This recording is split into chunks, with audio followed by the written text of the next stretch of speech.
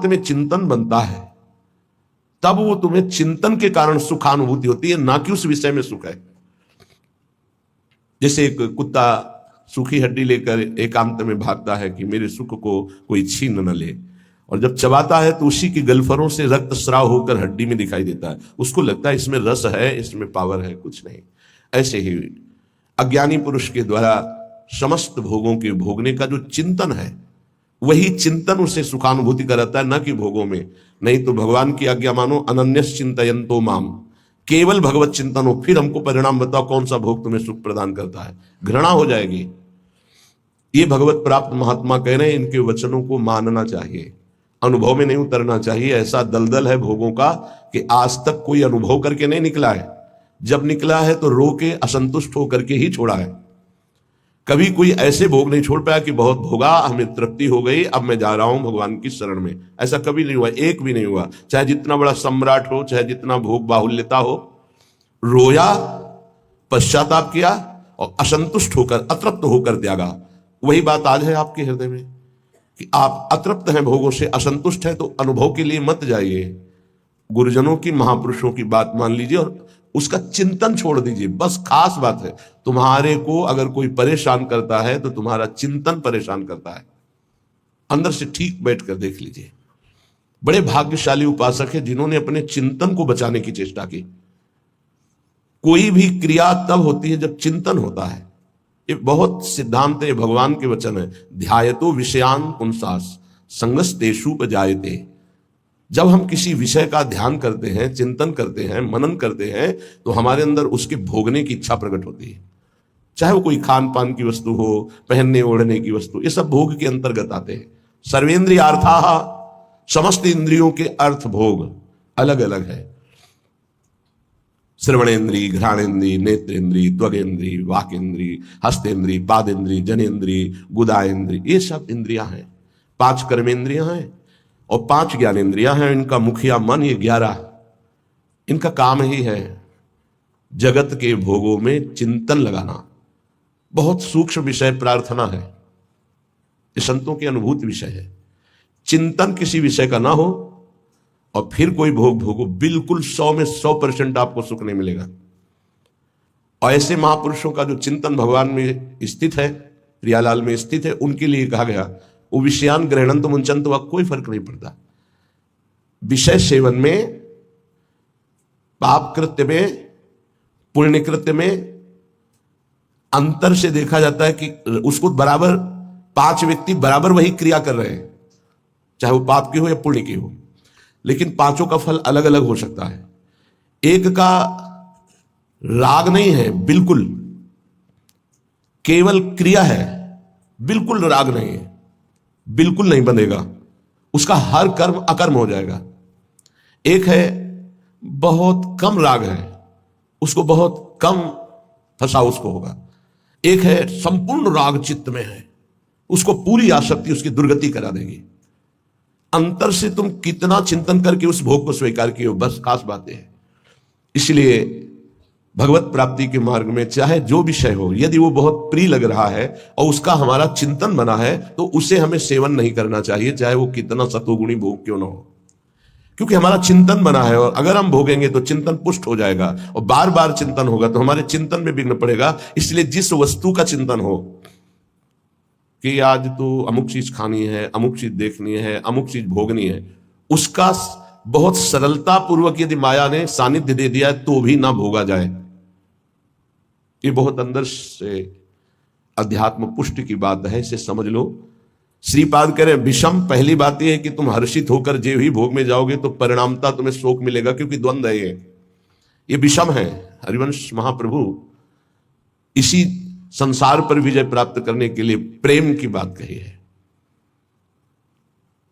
अगर इस संसार को जीतना है तो एकमात्र भगवत प्रेम है, दूसरा कुछ नहीं, दूसरी किसी की सामर्थ्य नहीं है। प्रेम में बहुत प्रबल शुभ अशुभ दुर्ग विध्वंस बल तब जयति जयति जगत है। सेवक जी महाराज कह रहे हैं जीत विषम संसार कीर्ति जग विस्तर है। जीत विषम संसार कौन? जय जय श्री हरिवंश नाम गुण गाई है, जो नाम जप कर रहे हैं, लीला गायन कर रहे हैं। विषम निरय वदभात सर्वेंद्रियार्थाः, इंद्रियों के जितने भी भोग हैं ये सब नरक प्रदान करने वाले हैं, इनमें किंचन मात्र सुख नहीं है। श्री कृष्ण चंद्र जी ने गीता जी में कहा दुख योनया, अर्थात केवल ये दुख प्रकट करते हैं। पक्की बात है, सच्ची बात है।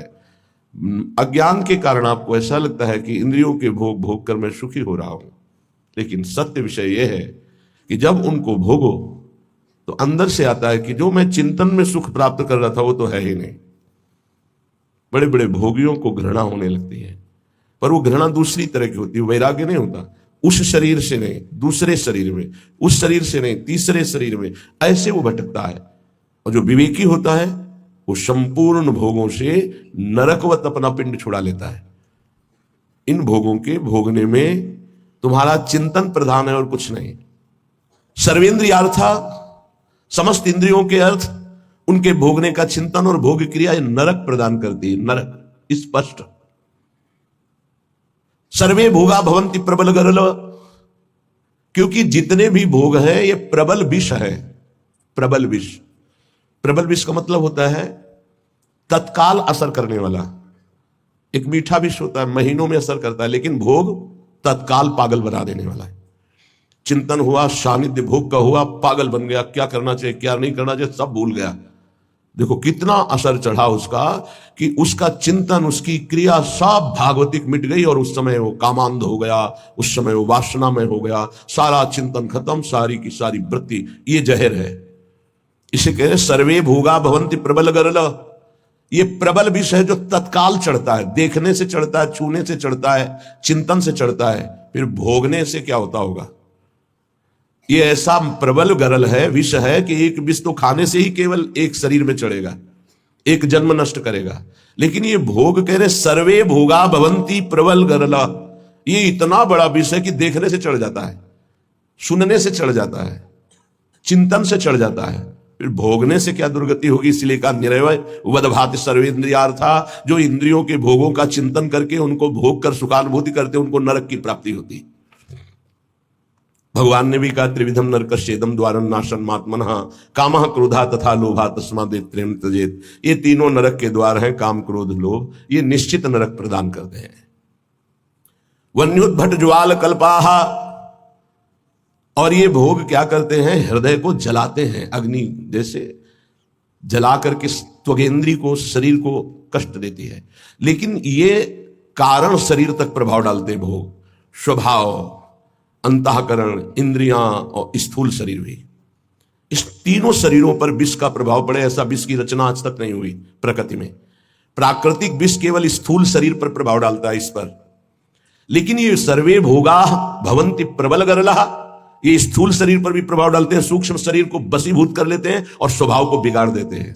देहाभिमानी पुरुष जब इंद्रियों के द्वारा विषयों का चिंतन करके भोग करता है तो उसके तीनों शरीर बर्बाद हो जाते हैं, तीनों शरीर उसके गंदे हो जाते हैं। ये इसीलिए जो विज्ञजन है वो कह रहे हैं कि इससे बड़ा कोई जहर ही नहीं है। सर्वे भोगा भवंति प्रबल गरला वन्युद्भट ज्वाल कल्पाहा, हृदय जलाता है, भोगने पर भी जलन, भोगने के बाद भी पश्चाताप की जलन, पश्चाताप की जलन। और वो पश्चाताप टिकाऊ नहीं होता है। 1 घंटे 2 घंटे जलन हुई, तीसरे घंटे फिर उसी भोग की चिंतन वृत्ति, फिर वही भोग की क्रिया। बड़ी दुर्गति है संसारिक जीव की, बड़ी दुर्गति। ऊपर से चिकना चुपड़ा शांत नजर आ रहा है, अंदर देखो इसमें लिखा है वन्युद्भट ज्वाल कल्पाहा कामाग्नि क्रोधाग्नि लोभाग्नि, उससे जल रहा है वो। कीट प्रायाः समस्त प्रवर सुरगणाः सिद्ध्यश्चेन्द्र जाल, कह रहे कि बड़े महापुरुष हैं, इसलिए कह रहे हैं कि इन कीड़ों में और देवताओं में कोई फर्क नहीं है। क्यों? प्रारब्धानुसार कीड़ा भी अपने भोग को भोग रहा है, देवता भी भोग को भोग रहे हैं। देवता कोई नवीन कर्म करके भजन थोड़ी कर रहे हैं, अपने पूर्व पुण्यों को भोग रहे हैं। तो कीट प्रायः समस्त प्रवर सुरगणाः, ये प्रवर माने होता श्रेष्ठ, श्रेष्ठ जो देवता लोग हैं हमारी दृष्टि में कीड़े से ज्यादा नहीं है। क्यों? क्योंकि जैसे कीड़ा अपना प्रारब्ध भोग रहा है, ऐसे देवता अपने प्रारब्ध भोग रहे हैं। शुभ कुछ नहीं है उनके पास, नवीन कर्म नहीं, जितना रुपया जमा है उसका भोग कर रहे हैं। जैसे बढ़िया होटल है, हर व्यवस्था है, आपका पेमेंट है तो आप भोगिए हर भोग। जिस दिन पेमेंट खत्म हो धक्का मार के बाहर कर दिए जाओगे। ऐसे ही स्वर्ग से धक्का मार के गिरा दिया जाता है। उसके गले में माला पड़ी होती है, वो माला नित्य नवीन सुगंधित रहती है जब तक उसको स्वर्ग में रहना है। और जहां माला कुम्हलाई तो पता चला कि पुण्य नष्ट हो गया, अब उसको भारी वियोग, उसका विमान छिन जाएगा, उसका महल छिन जाएगा, उसको अप्सरा जो मिली थी वो सब भोग सामग्री एक क्षण में हटा के, देव शरीर से हटा के भ्रष्ट कर दिया गया। फिर मृत्यु लोक में क्या बनेगा कि कीड़ा पतिंगा क्या बनेगा वो भगवान जाने। इसीलिए कह रहे मेरी दृष्टि में कीड़े से और देवता से समानता जब करते हैं तो बराबर नजर आता है। वो अपने प्रारब्ध का भोग भोग रहा है, अपने प्रारब्ध का। तो बोले मनुष्य का उदाहरण क्यों? मनुष्य श्रेष्ठ है देवताओं से। क्यों? क्योंकि वो राधा राधा कृष्ण कृष्ण जप करके वो भगवत प्राप्ति कर सकता है, देवता नहीं कर सकते। कीट प्रायाः समस्त प्रवर सुरगणाः सिद्ध्यश्चेन्द्र जाल। अब कह रहे ये जो अष्ट सिद्धियां और भी 28 सिद्धियां और भी अन्य छोटी सिद्धियां, बोले ये इंद्रजाल है, कोई भगवदानंद नहीं है। इंद्रजाल माने होता है जो है नहीं पर दिखाया जा रहा है, माया का, जादू का एक नया तमाशा। सिद्धियां क्या है? माया का एक नया तमाशा। अगर उनको और क्या तमाशा, यही है अभी यहां है और इसी समय कहीं और है, जब दोनों अरे बड़े तो सिद्ध पुरुष हैं, अभी तो यहां हमारे सामने, तो बोले ठीक इसी समय हमारे पास भी थे, बोले बड़े सिद्ध पुरुष हैं। ये क्या है? कोई खास बात थोड़ी है। अष्ट सिद्धियां, सिद्ध्यश्चेन्द्र जाल, ये इंद्रजाल माया जादू का तमाशा है। यह है प्रेम की प्राप्ति के लिए जो हमें विकलता चाहिए, वो यहां कहीं नहीं टिकना। प्रायः संस्वाद्य वृंदावन रसिक रसम माद्यते मेद्य हृदयम। जिनको वृंदावन प्रेम रस की प्राप्ति की चाह है वो इतने में किसी में भी न टिके, किसी को भी स्वीकार न करे, नहीं प्रेम रस नहीं मिलेगा। इसीलिए आप देखें हमारे वृंदावन ब्रज धाम या कहीं भी जो भगवत प्रेमी सिद्ध महापुरुष है, आपको कोई जादू तमाशा कोई ऐसी बात नहीं मिलेगी। सीधे सरल स्वभाव, नमन कुटिलाई। तो यहाँ की सिद्धि क्या है? यहाँ के सिद्धों को क्या प्राप्त होता है? रुदु सुस्वरम राजन कृष्ण दर्शन लालसा। पर रोना यहाँ की सिद्धि है। जिस पर तुम हो रीझते क्या देते यदुवीर, रोना सिसकना तड़पना आहों की जागीर। ये यहाँ के सिद्धों की परिपाटी है। एकांत में बैठे हुए चिल्ला चिल्ला के रो रहे प्रभु से, हा कृष्ण, हा कमल लोचन, हा प्रियाजू, हा स्वामी। ये यहाँ की सिद्धि है। तो ये किसको मिलती है? बोले जो मोक्ष को कड़ुआ मान करके, जो समस्त इंद्रियों के भोगों को नरक मान करके, जो समस्त भोगों को महाविष जान करके, क्योंकि ये जलाने वाले हैं, और समस्त देवताओं को भी कीड़े से भी ज्यादा भाव न रखना।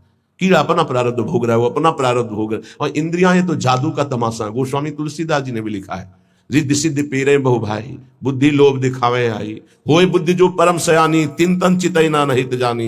ये हमारा अमंगल कर देंगी, भगवत प्राप्ति नहीं होने देगी। इसलिए भगवत प्रेमी महात्मा कभी किसी सिद्धि को स्वीकार नहीं करता। इसीलिए बहुत सरल होते। अब फिर उनमें कोई चमत्कार नहीं दिखाई देता। क्या चमत्कार? बाहरी, क्योंकि वो इंद्रजाल स्वीकार नहीं किए। उनका चमत्कार होता है उनके समीप एक बार जो आ गया और उन पर भाव कर लिया तो उसका जीवन परिवर्तित हो गया, वो भक्त बन गया, भगवान का नाम जापक बन गया, अच्छे आचरण वाला बन गया, मनुष्य जीवन का उसको लाभ मिल गया। ये चमत्कार होता है। तो श्रीपाद कह रहे हैं श्री वृंदावन का जो महारसास्वादन मतवाला कर देने वाला, मोक्ष सुख को भी थुत्कीकृत करने वाला प्रेम है, उसकी प्राप्ति के लिए यदि आप चल रहे हो तो स्त्री मात्रे मात्र बुद्धि, बहुत ध्यान से सुनिए। गृहस्थ हैं तो जिनके साथ पाणी ग्रहण संस्कार किया है, उनके अलावा आपका किसी के प्रति भी काम भाव वाली वृत्ति का संबंध नहीं होना चाहिए। नहीं, बड़ी दुर्गति होती है। चाहे वो स्त्री शरीर हो चाहे पुरुष शरीर हो, यदि अपनी मर्यादा से अलग, ये देखो धर्म शास्त्र हैं, इनका एक कानून है। भारतीय संविधान के अनुसार आपने यदि कानून विरुद्ध आचरण किया और नहीं पकड़े गए तो आप अपने को बहुत प्रवीण मानते हैं कि मैं बच गया, देखो। लेकिन तुम भारतीय संविधान के प्रगट में दंड ना मिलने पर ऐसा न समझ लेना कि दंड मुक्त हो गए। एक है भागवतिक संविधान जिसमें किसी की गवाही, किसी की साक्षी की या किसी की रिपोर्ट की जरूरत नहीं, तुम्हारा कर्म ही तुम्हें दंड दे देगा जो तुमने कर्म किया है। इसलिए जो पति वंचक पर पतिरति करई, रो रो नरक कल्प सत परई। जो स्त्री अपने पति की वंचना करके दूसरे पुरुषों के साथ सहवास करती है, बहुत समय तक वो रो रो नर्क को प्राप्त होती। ऐसे जो पुरुष पाणी ग्रहण करके अपनी पत्नी को धोखा देकर दूसरी स्त्री के साथ सहवास करता है, ऐसी उसकी दुर्गति होती है। और जो भगवत मार्ग में चलने वाले उपासक हैं, चाहे गृहस्थ हो चाहे विरक्त, समस्त संसार की जितनी भी स्त्री शरीरधारी हैं, उन सब के प्रति पूज्य बुद्धि, भगवत बुद्धि, दैवी बुद्धि, मातृ बुद्धि, ऐसा कहा गया है। जिनसे पाणी ग्रहण किया उनकी बात अलग, गृहस्थी में बका सबके प्रति भगवत बुद्धि, सबके प्रति ऐसे विरक्त भाव में। गोस्वामी जी इसी की टीका करते हैं। स्त्री मात्रे मात्र बुद्धि के लिए जननी सम जानहि पर नारी। धन पराए विष ते विष भारी, जिन्हि राम तुम प्राण प्यारे, तिनके मन शुभ सदन तुम्हारे।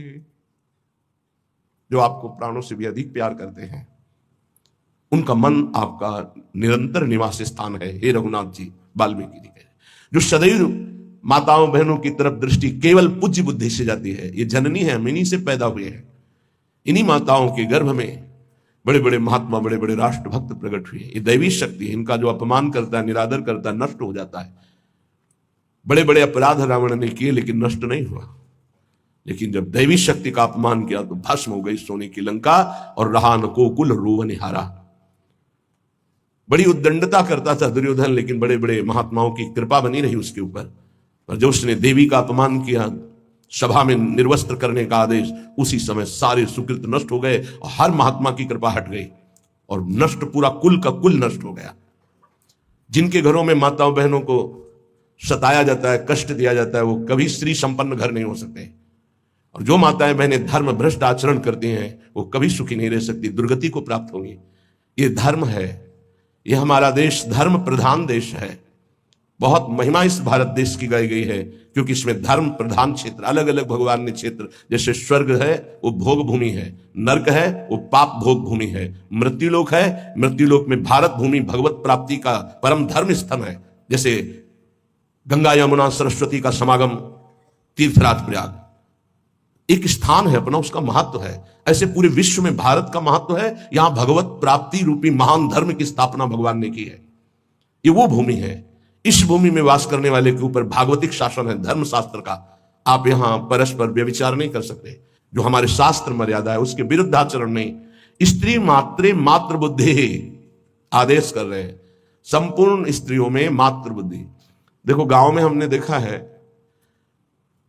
छोटी छोटी जो बालिकाएं 10-11 से, तो सब उनके चरण छूने की भावना, घर के जन भी, अरे तू तो कन्या है, देवी है, जैसे वो पिता के चरण छूने के लिए चले, ला इधर पैर ला, हम गांव की बात करें, ऐसे चले तो दुर्गा है, कन्या है, देवी है, ऐसी भावना है। नवरात्रि में पवाया जाता है ना आराधना करके, तो उनके प्रति वही बुद्धि रखो जो नवरात्रि में बुद्धि रखते हो कि ये तो सब नवीन अवस्था की बच्चियां दुर्गा स्वरूप है, देवी स्वरूप है। तो वैसे ही स्त्री मात्रे मातृ बुद्धि, ये सब जगदम्बा है, हमारी श्री जी की निज सखियां हैं। इनके चरणों में वंदना करे तो प्रिया जो से प्रेम हो जाएगा, और इनके प्रति दोष भाव करे तो नरक की प्राप्ति होगी। ऐसे ही स्त्री शरीर को चाहे पुरुष शरीर के प्रति भगवत भाव रखना। गोस्वामी तुलसीदास जी ने लिखा है, मध्यम परपति देखई कैसे, भ्राता पिता पुत्र निज जैसे। अपने बराबर का देखा तो जैसे हमारा भाई हो तो कैसा हमारा भाव रहेगा, छोटा देखा तो पुत्र हो तो कैसा भाव रहेगा, और पिता के समान जो वयोवृद्ध बड़े हैं उनके प्रति पूज्य भाव रहता है। तो माता बहनें कैसे पुरुष को देखती हैं, भ्राता पिता पुत्र निज जैसे। और पुरुष कैसे देखते, बोले जननी समझाने पर नारी। जो बड़ी माता बहनें वो साक्षात माँ है, जो छोटी हो साक्षात दुर्गा है, नवीन कन्या रूप, उनके चरण स्पर्श करे। जहां पाणी ग्रहण है वहां अर्धांगिनी भाव। स्त्री मात्रे मातृ बुद्धि, समस्त चराचर जगत की ये प्रेम प्राप्ति के लिए आदेश दे रहे श्रीपाद। स्थिर चर निखिल प्राणी प्राणीश उपास्य बुद्धि, चाहे जड़ हो चाहे चैतन्य हो, उसमें गौर से देखो राधा वल्लभ लाल जी की भावना करते हुए। तो राधा वल्लभ लाल जी दिखा देंगे, कह रहे स्थिर चर निखिल प्राण उपास्य बुद्धि। ये क्रूरापि पापिनो न च सताम संभाष्य दृश्याश्च ये सर्वान वस्तुतया निरीक्ष परम स्वाराध्य बुद्धिर्मम। मेरे आराध्य देव चर चर में विराजमान है। बाह्या से सार्थ लाभेश्वपि, कह रहे कि सांसारिक जितने भी लाभ हैं ये सब धोखे के हैं। समझना है, केवल समझना है, कर्तव्य पालन करना है, पर यह समझना है कि ये कोई लाभ नहीं है, धोखे का लाभ है। 1 अरब रुपया बैंक में जमा है आपके पास, बढ़िया मकान बना है, पूरे जीवन भर मेहनत की, खूब छल कपट जैसे भी बना, सब व्यवस्था कर ली, अब मरने का समय आ रहा है। अब वो कब आएगा तो पता नहीं, किसी का कभी भी आ सकता है, जवानी में आ सकता है, बुढ़ापे में आ सकता है, बाल्यावस्था में। यहां जो कह रहे हैं कि बाह्या से सार्थ लाभेश्वपि, जितने भी सांसारिक लाभ है वो सब बेकार हैं, बाह्य हैं। कैसे बेकार हैं, हमारे तो इतने बैंक में जमा है, इतने मित्र हैं, इतनी फैक्ट्री, ये ठीक है। फाइनल में आओ, अब आपका शरीर छूटने वाला है। अब अब आपके पास क्या जाएगा? हुआ ना सब बेकार। तो क्या करें? ना कुछ करें? नहीं, अपने कर्तव्य का पालन करो धर्मपूर्वक। धर्मपूर्वक किया हुआ कर्तव्य तुम्हारी रक्षा